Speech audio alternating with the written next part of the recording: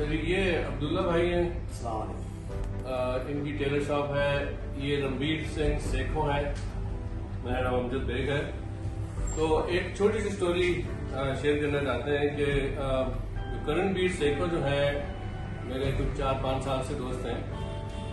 تو جب وہ آئے اوہایو میں ہمارے ساتھ ٹھہرے تو میں نماز پڑھنے جا رہا تھا مسجد میں، تو کہتے ہیں یار چلو مجھے بھی لے چلو، تو میرے ساتھ جا کے انہوں نے مسجد میں نماز پڑھی، ٹھیک ہے۔ یہ ان کے بھائی ہیں رنبیر سنگھ سیکھوں، یہاں ہم بات چیت کر رہے ہیں۔ 3 دفعہ انہوں نے اذان کے بعد ہمیں کہا کہ نماز 3 مختلف ٹائم میں عبدل بھائی آپ نے نماز نہیں پڑھنی۔ پھر یہ صاحب سے کہتے ہیں میں تو جمعے والا آدمی ہوں۔ اب یہ سردار بھائی ہمارے ہیں، ان کی وجہ سے ہم دونوں بھائی نماز پڑھنے جا کے ابھی آئے، ٹھیک ہے۔ نماز ادا کر کے آئے۔ یہ تو ہوگی آج کی سٹوری، ٹھیک ہے۔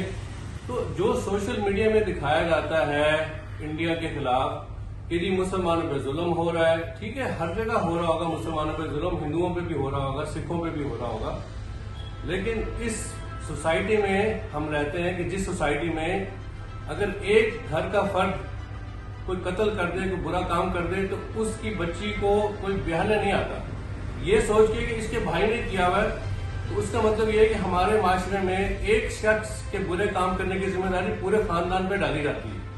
تو اس معاشرے میں ہم رہتے ہیں۔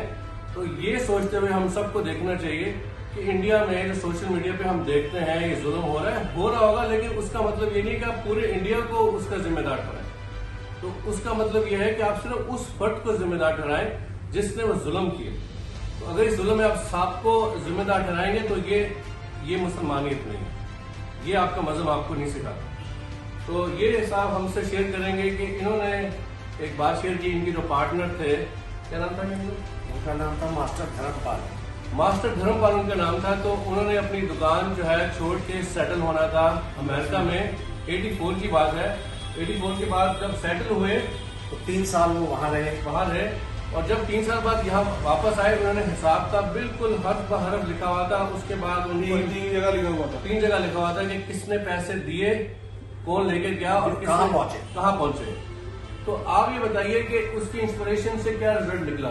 آپ کے جو والد صاحب کے پارٹنر تھے، جو میرے والد صاحب کے پارٹنر تھے اس زمانے میں، ماسٹر دھرم پال جو میرے استاد بھی ہیں، تو وہ اسی بات سے امپریس ہو گئے کہ بھئی جو مسلمان ہوتا ہے وہ بڑا ایمان کا پکا ہوتا ہے، حساب کتاب میں بڑا صحیح ہوتا ہے، کوئی میرے ساتھ دھوکہ دھڑی نہیں کی گئی، میرے ساتھ کوئی نجائز نہیں کیا گیا، میرا حصہ نہیں رکھا گیا۔ اس کے بعد کیا ہوا؟ اس کے بعد وہ ایمان میں داخل ہو گئے، اور اب کہاں رہتے ہیں؟ اب وہ اس ٹائم ساؤتھ افریقہ رہتے ہیں۔ ماشاء اللہ ان کی حالت ہمیں بتائی۔ ماشاء اللہ ان کی داڑھی چہرے پہ بتایا، بہت لمبی داڑھی ہے، سر پہ ٹوپی رکھتے ہیں، بالکل باشرے کپڑا پہنتے ہیں، چوگا پہنتے ہیں، اور پورا یعنی کہ ایک جو جدی مسلمان ہے اسے بھی یعنی کہ محسوس ہوتا ہے یار اپنے آپ کو دیکھ کے میں کیسا ہوں اور ماسٹر صاحب کیسے ہیں۔